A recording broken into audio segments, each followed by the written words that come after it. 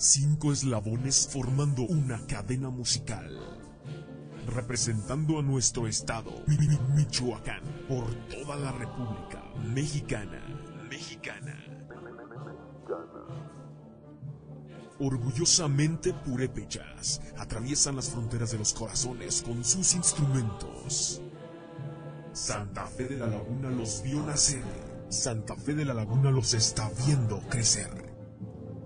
Y orgullosamente llevan el nombre de nuestro Tata muy en alto.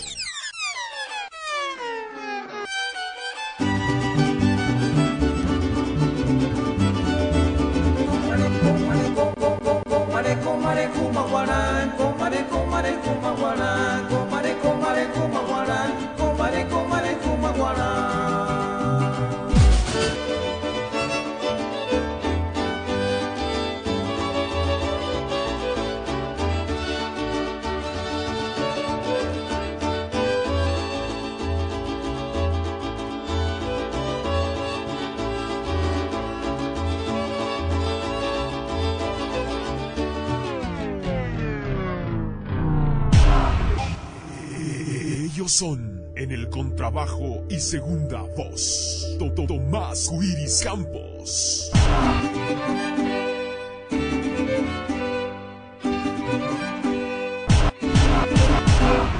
Vihuela, Ramiro Manuel, Gabriel.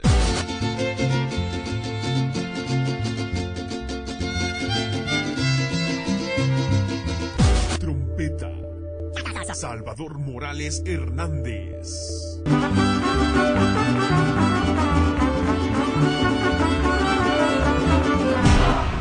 Primera voz y segunda de violín, Agapito Rojas Espinosa.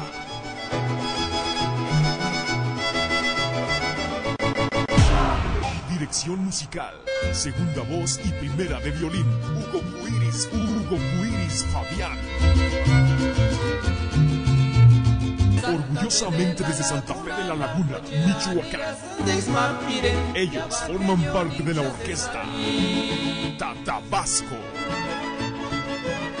Estudio 3 presenta